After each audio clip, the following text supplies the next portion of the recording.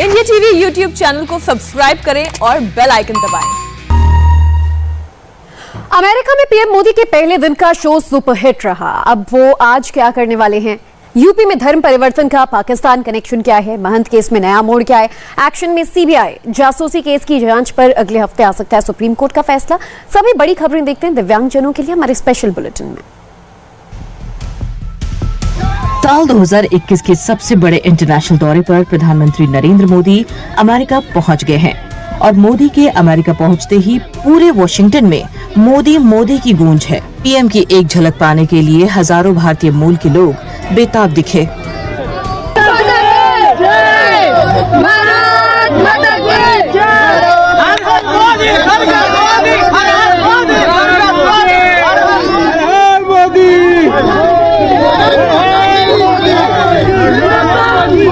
क्या आम क्या खास, हर कोई पीएम मोदी की शान में कसीदे पढ़ रहा है।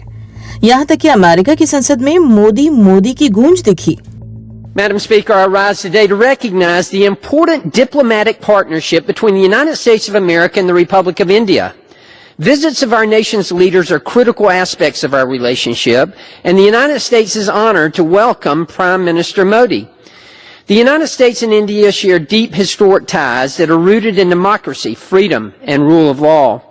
Over the years, our two nations have increased our trade collaboration that is an important component of our partnership.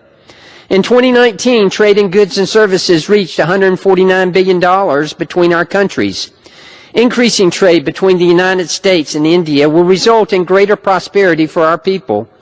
It is vital that the world's largest democracy has a strong diplomatic partnership with this shining city upon a hill that we have been elected to represent.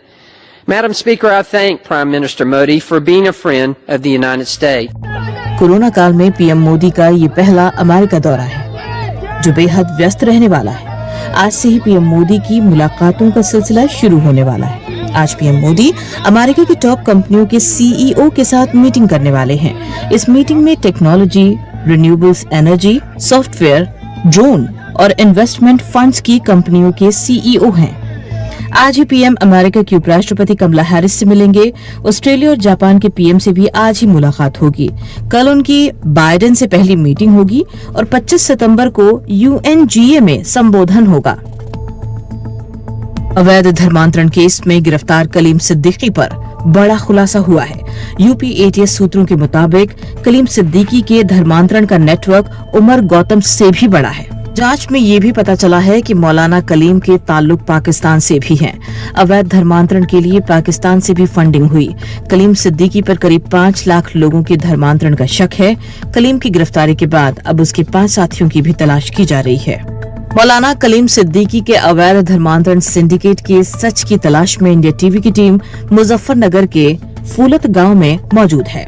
मौलाना कलीम इसी गांव का रहने वाला है। यहीं पर उसका वो मदरसा है जिसे धर्मांतरण सिंडिकेट का सेंटर बताया जा रहा है। गांव में मौलाना के घर पर इस वक्त सन्नाटा पसरा है। हमारी टीम जब पड़ताल के लिए मौलाना के घर पहुंची तो आसपास के लोगों ने ऐतराज जताया। हालांकि समझाने बुझाने पर लोगों ने बात की और मौलाना की गिरफ्तारी को गलत और धर्मांतरण के आरोपों को झूठा बताया। ये आप देख सकते हैं जामिया इमाम वलीउल्लाह इस्लामिया करके ये यहाँ पर एक मदरसा है। यूपी पुलिस ने जो प्रेस कॉन्फ्रेंस की है उसमें इस मदरसे का भी जिक्र है और ये जिक्र है कि विदेशों से करोड़ों का फंड आता था जिसके जरिए धर्म परिवर्तन कराया जाता था। और ये बात बेबुनियाद है कि धर्म परिवर्तन कराते हैं। मैं ये कहता हूं कि अपनी बीवी को भी जबरदस्ती कोई अपने पास नहीं रख सकता। हिंदुस्तान में कोई शख्स किसी टीवी चैनल पर आया हो कि मौलाना कलीम सिद्दीकी ने या उमर गौतम ने या किसी और संस्था ने मुझको जबरदस्ती मुसलमान बनाया है, मुझको कोई लालच दिया है या पैसों को लालच दिया है, एक आदमी भी नहीं आया। ये पुलिस की बेबुनियाद बातें हैं। मैं तो यही कहूंगा जितना रुपया बाहर से आया है वो मुसलमानों ने अपनी मर्जी से दिया है, ज़कात के रूप में दिया है और ज़कात मुसलमानों की तालीम के लिए, उनके उत्थान के लिए, गरीब बच्चियों की शादियों के लिए दिया जाता है। अब पुलिस कुछ भी आरोप लगा दे। अखाड़ा परिषद के अध्यक्ष महंत नरेंद्र गिरी की मौत की जांच के लिए सीबीआई प्रयागराज पहुंच गई है। सीबीआई की टीम ने एसआईटी और पुलिस अधिकारियों के साथ बैठक कर केस से जुड़ी जानकारी ली। इस बीच इस बात को लेकर भी बहस तेज हो गई है कि महंत नरेंद्र गिरी लिख पढ़ सकते थे या नहीं। इस पर उनके मामा महेश सिंह का कहना है कि वो हाई स्कूल पास थे।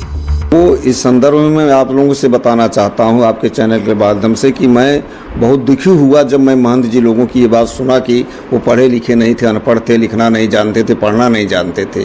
मैं ये दावे के साथ ये कहता हूँ कि उन्होंने अपने नाना के द्वारा स्थापित विद्यालय, जो उस समय उच्चतर माध्यमिक विद्यालय आमीपुर था, इस समय वो सरजू प्रसाद सिंह इंटर कॉलेज आमीपुर गिरदकोट हंडिया प्रयागराज के नाम से जाना जाता है, वहाँ से 1978 में हाई स्कूल की परीक्षा द्वितीय श्रेणी में उन्होंने उत्तीर्ण किया था। वो पढ़ते लिखते थे, डिबेटर थे, निबंध प्रतियोगिताओं में भाग लेते थे। पैगासस जासूसी केस में अगले हफ्ते सुप्रीम कोर्ट का फैसला आ सकता है। चीफ जस्टिस NV रमन्ना ने आज कहा कि अदालत इसी हफ्ते ऑर्डर पास करना चाहती है और इस मामले की जांच के लिए एक एक्सपर्ट कमेटी गठित करना चाहती है। जिन सदस्यों को कोर्ट कमेटी का हिस्सा बनाना चाहता है वो निजी वजहों से कमेटी में शामिल नहीं होना चाहते। जासूसी केस की इंडिपेंडेंट जांच को लेकर सुप्रीम कोर्ट में याचिका दायर की गई थी, जिस पर कोर्ट ने कुछ दिन पहले ऑर्डर रिजर्व कर लिया था। नमस्ते, मैं हूं मीनाक्षी जोशी।